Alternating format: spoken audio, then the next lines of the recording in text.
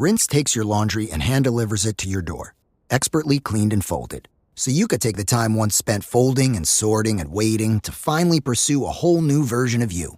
Like Tea Time You. Or this Tea Time You. Or even this Tea Time You. So did you hear about Dave? Or even Tea Time You. So update on Dave. It's up to you. We'll take the laundry. Rinse. It's time to be great. Every holiday shopper's got a list, but Ross shoppers, you've got a mission. Like a gift run that turns into a disco snow globe, throw pillows, and PJs for the whole family, dog included. At Ross, holiday magic isn't about spending more, it's about giving more for less. Ross, work your magic. This is Optimal Health Daily. How many meals a day should you eat? And does weight loss coaching work? Both by Dr. Monali Desai of ifwewerefamily.com. And I'm Dr. Neil. Welcome back to Optimal Health Daily, or welcome for the first time if you're new here. This is the podcast where I act as your very own personal narrator and read to you from some of the most popular health and fitness blogs online. Now, for a lot more blogs being narrated for you, check out Optimal Living Daily. You can search and find that podcast wherever you're listening to this. All right, with that, let's get right to it as we optimize your life. How many meals a day should you eat? By Dr. Monali Desai of ifwewerefamily.com. You may have received advice about how many times a day you should eat to help you lose weight. There's a lot of conflicting information online, so I'm going to review the medical data that's available. These are mostly small studies, so please know the data are limited. How many meals a day should you eat? Medical studies are mixed on how many times a day you should eat, and that's why the information online is so confusing.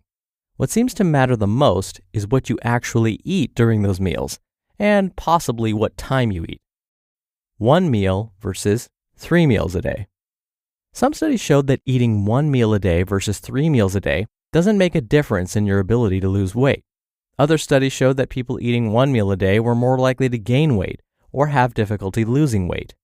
The reason for this was that in these studies, the people eating only 1 meal a day were more likely to eat more unhealthy foods, like foods high in sugar, high in unhealthy saturated fat, or foods high in unhealthy carbs. Possibly this was because they thought it was okay for them to eat more unhealthy food because they were only eating once a day. Or maybe they were so hungry they didn't think as much about what they were eating.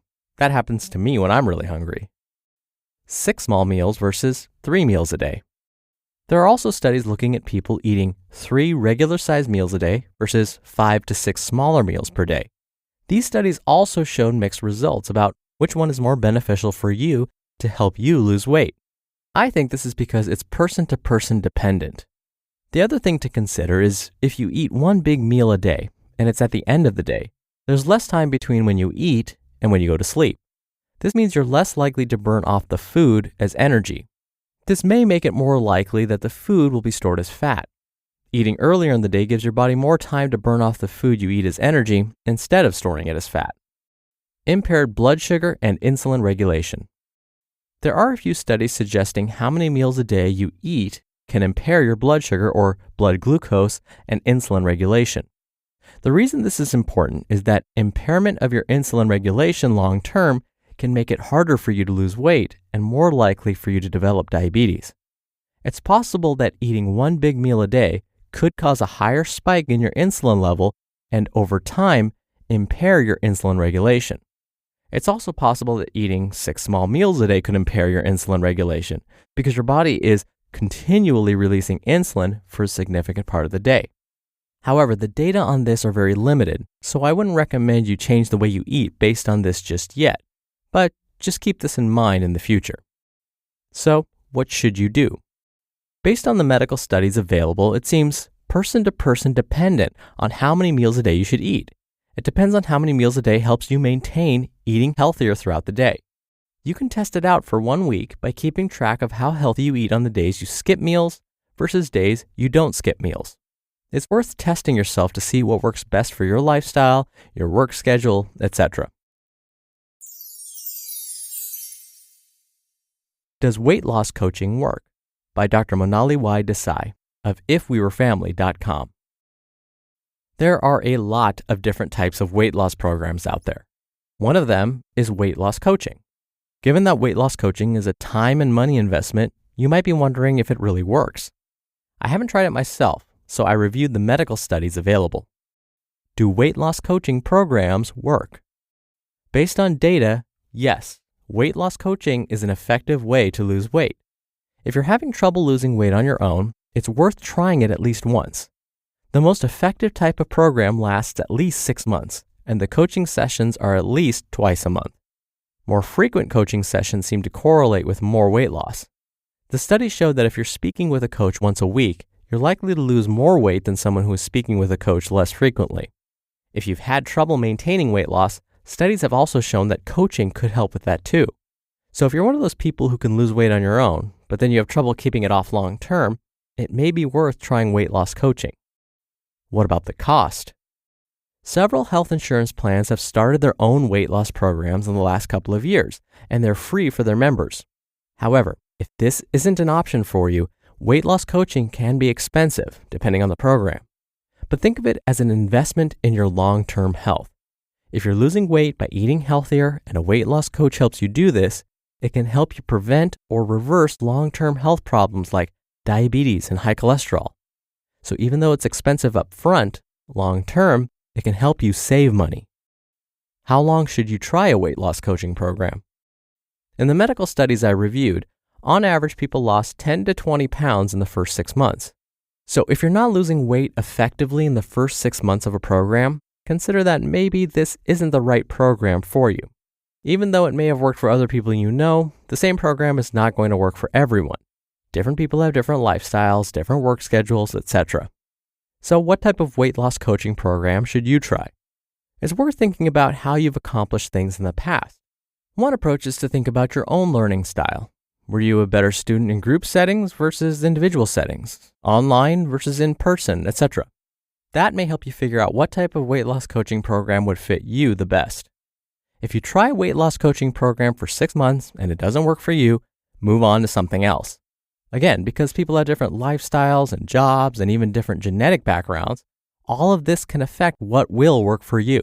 But don't give up. Sometimes it just takes time to find what will work best for you. You just listened to the posts titled, "How many meals a day should you eat?" and "Does weight loss coaching work?" Both by Dr. Monali Y. Desai of ifwewerefamily.com. And I'll be right back with my commentary. If we knew more about our sleep, what would we do differently?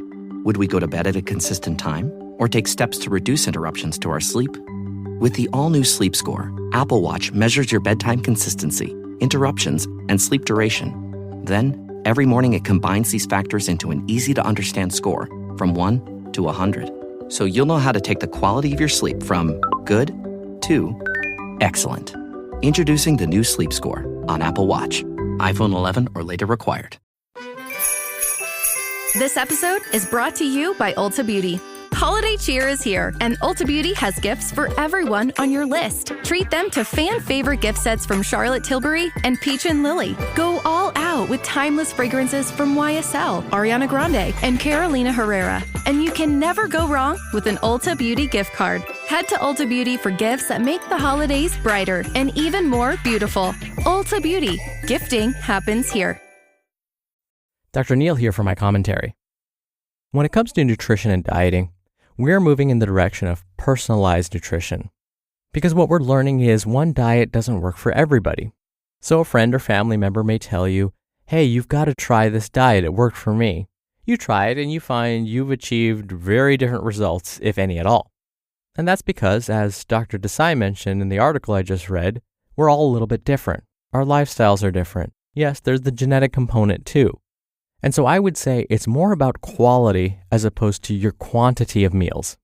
So it may not be as important to think about how many meals per day you consume, but rather, what kinds of meals are you consuming? What types of foods are in those meals? That's where I would focus my attention. And then my quick comments with regards to weight loss coaching. Yes, absolutely. Having an accountability partner in some way, whether it's paying a coach to help you, or whether it's a friend or family member that's keeping you accountable, either way, yes, it's a good idea. We know from lots and lots of well-designed studies that having an accountability partner, having that support is so important. And I love what Dr. Desai mentioned. It sounds like a lot of money up front. To invest in something like this, to invest in yourself, well, that's something that may be challenging to think about.